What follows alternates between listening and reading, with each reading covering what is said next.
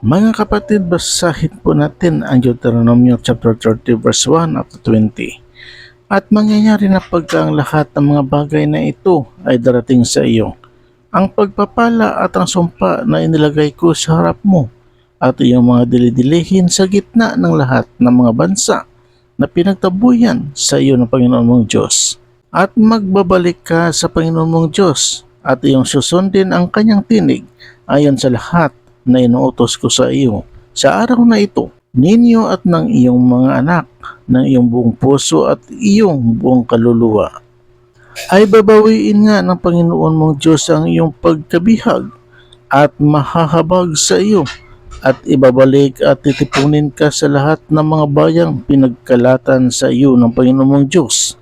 Kung ang bihag sa iyo ay nasa kaduluduluhang bahagi ng langit, mula rooy titipunin ka ng Panginoon mong Diyos at mula rooy kukunin ka at dadalhin ka ng Panginoon mong Diyos sa lupain na inaari ng iyong mga magulang at iyong ariin at gagawan ka niya ng mabuti at pararamihin ka niya ng higit kaysa iyong mga magulang at tutuliin ng Panginoon mong Diyos ang iyong puso at ang puso ng iyong binhi upang ibigin mo ang Panginoon mong Diyos na iyong buong puso at ng iyong buong kaluluwa upang ikaw ay mabuhay. At lahat ng mga sumpang ito ng Panginoon mong Diyos ay isa sa iyong mga kaaway at sa kanila na nangapupuot sa iyo, na nagsiusig sa iyo. At ikaw ay pabalik at susunod sa tinig ng Panginoon at iyong gagawin ang lahat ng kanyang mga utos na aking inuutos sa iyo sa araw na ito. At pasasaganain ka ng Panginoon mong Diyos sa lahat ng gawa ng iyong kamay, sa bunga ng iyong katawan, at sa anak ng iyong bakahan, at sa bunga ng iyong lupa, sa ikabubuti sapagkat pagagalakin ka uli ng Panginoon, sa ikabubuti mo gaya ng kanyang iginalak sa iyong mga magulang.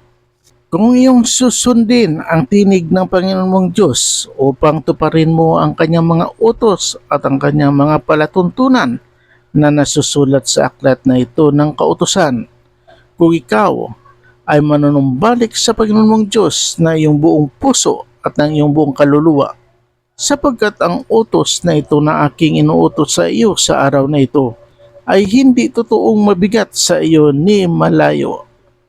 Wala sa langit upang huwag mong sabihin, sinong sasampa sa langit para sa atin at magdadala niyaon sa atin at magpaparinig sa atin upang ating magawa. Niwala sa dako roon ng dagat upang huwag mong sabihin, sino ang daraan sa dagat para sa atin at magdadala niyaon sa atin at magpaparinig sa atin upang ating magawa. Kundi ang salita ay totoong malapit sa iyo, sa iyong bibig at sa iyong puso upang iyong magawa. Tingnan mo na inalagay ko sa harap mo sa araw na ito ang buhay at ang kabutihan at ang kamatayan at ang kasamaan. Na inuutos ko sa iyo sa araw na ito na ibigin mo ang Panginoon mong Diyos, na lumakad ka sa kanyang mga daan at tuparin mo ang kanyang mga utos at ang kanyang mga palatuntunan at ang kanyang mga kahatulan upang ikaw ay mabuhay at dumami at upang pagpalain ka ng Panginoon mong Diyos sa lupain ng iyong pinapasok upang ariin. Ngunit kung ang iyong puso ay lumiko at hindi mo didinggin, kundi maliligaw ka at sasamba ka sa ibang mga Diyos at maglilingkod ka sa kanila, ay aking pinatutunayan sa inyo sa araw na ito na kayo'y tunay na malilipol.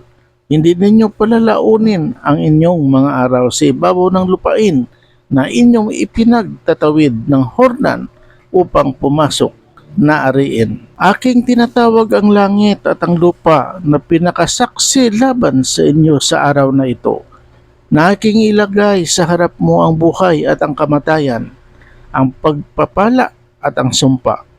Kaya't piliin mo ang buhay upang ikaw ay mabuhay, ikaw at ang iyong binhi. Iyong ibigin ang Panginoon mong Diyos, na sundin ang kanyang tinig at lumakip sa kanya sapagkat siya ang iyong buhay at ang kalaunan ng iyong mga araw upang matahanan mo ang lupain na isinumpa ng Panginoon sa iyong mga magulang, kay Abraham, kay Isaac at kay Jacob, na ibibigay sa kanila. Purihin natin ang Panginoong Diyos. Hallelujah!